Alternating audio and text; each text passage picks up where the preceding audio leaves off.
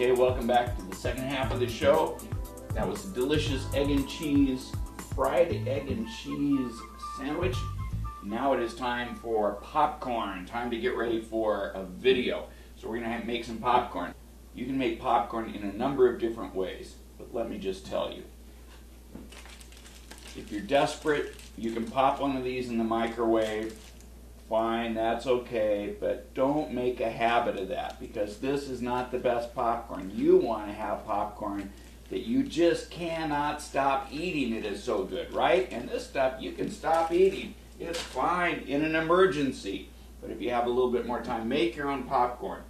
You can use one of these air poppers, okay? That makes great popcorn, and there's a secret to making air popcorn great, and it has to do with the butter that you put on it, and I'm going to show that to you in a minute. But today we're not going to use the air popper. I'm going to show you homemade kettle corn, sweet and salty, sweet and salty. And for that, you have to have a popcorn maker like this, or the kind that you put on your stove and it has a crank on the top, or just a big pot. But then you have to keep stirring it all the time, because the thing about kettle corn is you have to keep stirring it. This popcorn maker is called a Stir Crazy. Probably comes by a couple of other different names as well, but I bet you can get them at Bed Bath & Beyond or some of those places still. And the trick about them is you have a little stirring thing that goes around and around and around as the popcorn pops, and you keep stirring it, and that's what you want for sweet and salty popcorn. Here's how you do it. First you find your popcorn. Here it is. Okay, this is not how we buy popcorn at our house. This is just how we store it in the cupboard. In the pantry, this is the truth.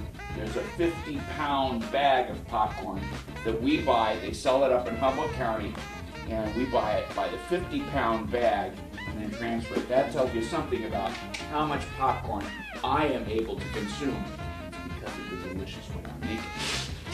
So, put your popcorn into your popcorn maker as per instructions, and cover the bottom.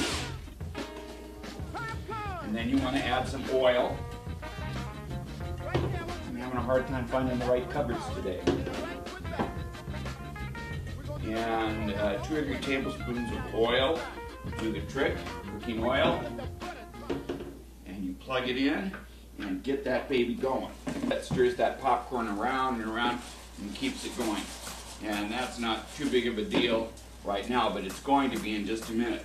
What I do is let that warm up for just a minute or two, and you can tell when it's getting hot and ready to pop by the color of those kernels. See, these haven't really changed color yet, so we don't have to worry about those starting to pop without the lid on it, okay? Pre-warmed, that oil is pre-warmed a little bit. What I'm going to do is add the sweet. The sweet comes next. A little bit of just plain white sugar, granulated sugar. I use about 2 or 3 tablespoons.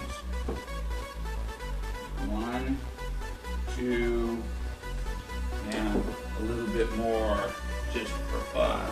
Yum. 3 tablespoons of sugar. And what that sugar does is it melts and it pops into that and onto that popcorn as it goes. Starting to change color, getting ready to pop. Put my lid on there and sit back and wait for the magic to happen.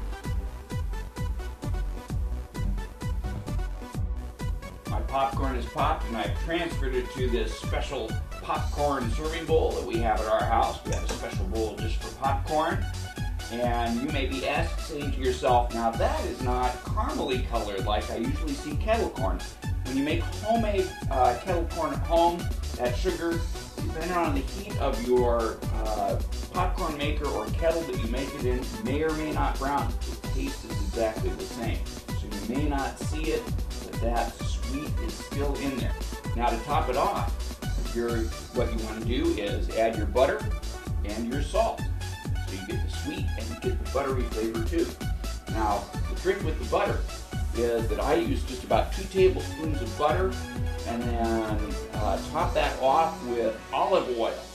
And that's better for you, and it is still gives you that butter flavor all through the popcorn. It's delicious. Doug Campbell at church turned me on to this first, but Doug, I think I've perfected this technique of the butter and the oil. Pop that in the microwave, let it melt. I've already done that. And then drizzle it on. And some people pour it on too fast. And that makes it so that you have a puddle of butter down in the bottom. But I like to drizzle it on and maybe even stop and stir your popcorn and then drizzle the rest of it on. So drizzle it on nice and slow. Be patient, because this is an important technique. And last, but definitely not least, salt. A little bit more salt, as much or as little as you like. I'm kind of a saltaholic. We say at our house, you eat the popcorn and you don't kind of break out in a little bit of a sweat because of how salty it is. Maybe you didn't put enough salt on it. So there we are, ready, nice, delicious, homemade kettle corn, sweet and salty. This is going to be delicious, go great with the movie. So, do you need some movie advice, some video advice? We haven't been to a theater in years. We just rent the movies and watch them at home. We're almost in November, so I'm thinking of Thanksgiving movies.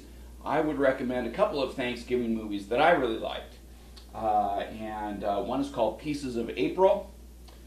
Interesting movie about a young woman making Thanksgiving dinner for her family, sort of estranged family. And the second Thanksgiving movie that we might rent this year again to view once again is called What's Cooking? So What's Cooking or Pieces of April, good Thanksgiving movies for you.